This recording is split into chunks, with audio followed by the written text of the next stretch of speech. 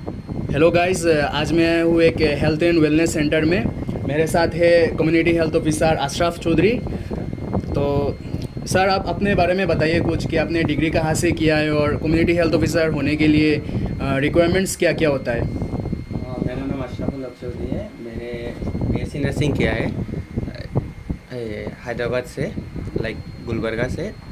Rajiv Gandhi university of health science है, 2021 में पास किया है। इसके बाद मैंने सीसीएच का एक कोर्स किया है, जो एक कम्युनिटी हेल्थ ऑफिसर के लिए एक 6 मंथ का कोर्स रहता है, वो कंप्लीट किया है। फिर मेरे को इधर इंटरव्यू किया असम में। इंटरव्यू होने के बाद एक प्रोसेस रहता है, प्रोसेस के बाद डायरेक्टली अपॉइंट कर दिया गया है इधर एज ए CHO। और Lucky Nagar CHO community health and wellness centre है, इधर एज ए CHO मैं फ़िलहाल हूँ।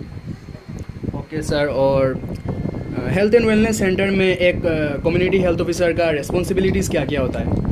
हमारे देखा जाए तो बहुत सारे रिस्पॉन्सिबिलिटी होता है, स्पेशली जो एक कम्युनिटी होता है उसका मेंटेन करते हम, उसका हेल्थ जो भी होता है वो हमारा पूरा एक डाटाबेस रहता है, और लाइक प्रमोट करते हैं हेल्थ सैनिटेशन के हिसाब से। तो वो सब रहता है। तो स्पेशली हमारा जो पहला रहता है हेल्थ प्रमोशन एंड एजुकेशन। हम ओके।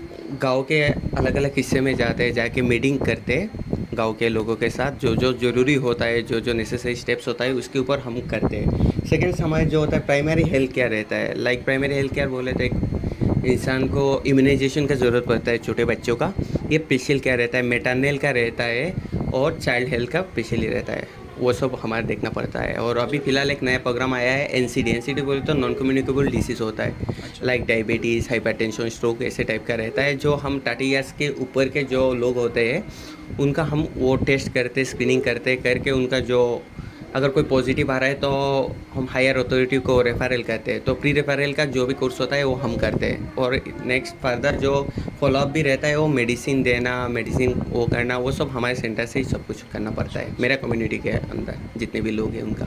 ओके। और आपके यहाँ स्टाफ कितने हैं, स्टाफ्स का रिस्पॉन्सिबिलिटीज़ क्या क्या होता है। अभी मेरे HWC में मैं एक कम्युनिटी हेल्थ ऑफिसर हूँ। मेरे अंडर में 2 ANM है, और एक आशा सुपरवाइज़र होते हैं, एक MPW होता है, एक SI होता है, और 5 आशा है फ़िलहाल।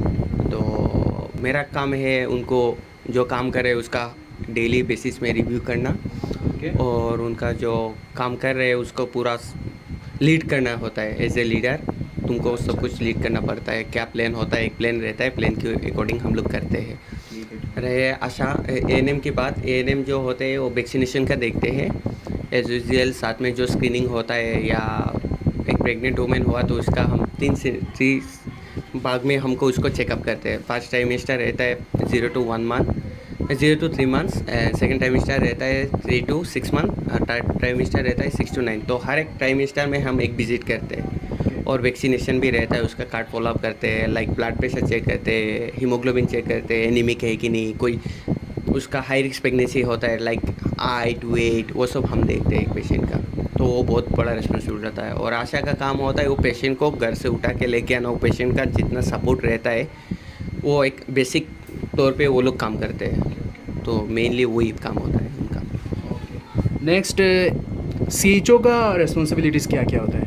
सीचर्स का रिस्पॉन्सिबिलिटी बोले तो वो मेटरनल का जो रहता है वो हेल्थ चेकअप हम करते हैं। हेल्थ चेकअप के साथ तुम अब पकड़ो कि NCD का फॉलोअप रहता है, फॉलोअप हमको करना पड़ता है। उसका पोर्टल है, पोर्टल में डेली बेसिस में OPD कितना की है वो अपलोड करना पड़ता है। एक सुबह होने के बाद लाइक पेशेंट भी आते हैं, लाइक फीवर हुआ है, ऐसे पास प्राइमरी प्री रेफरल जो केस होता है वो केस में हम लोग देखते हैं पेशेंट को। OPD बोलते हैं उसको हम। अच्छा।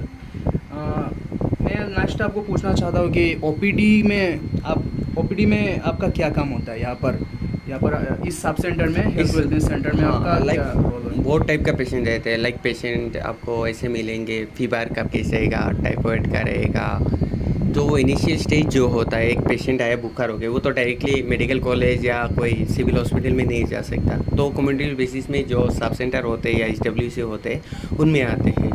तो सपोज कोई बार्न पेशेंट हुआ, एक्सीडेंट पेशेंट हुआ, तो फर्स्ट स्टेज जो होता है वो हमारे इधर से स्टार्ट होता है प्रोसेस। अगर कोई बच्चा हुआ है तो उसको हम डिलीवरी के बाद हमारा विजिट रहता है, लाइक 0 to 7 डेज़ के अंदर एक बार, 15 डेज़ में एक बार, और 1 मंथ में एक बार, और डेज के बाद एक बार, तो वो विजिट हमको फॉलो अप करना पड़ता है। पेशेंट का कुछ ऊपर नीचे हो रहा है क्या, कुछ इन्फेक्शन हो रहा है क्या, बच्चा ठीक है कि नहीं, सही है, माल न्यूट्रिशन का कोई प्रॉब्लम हो रहा है क्या, ये सब हमको देखना पड़ता है। और रही बात सबसे कैजुअल है, सब HWC नहीं है, लाइक 1:5 पकड़ो, 5 HWC मिला के एक HWC में डिलीवरी कॉन्डक्ट करने का वो है।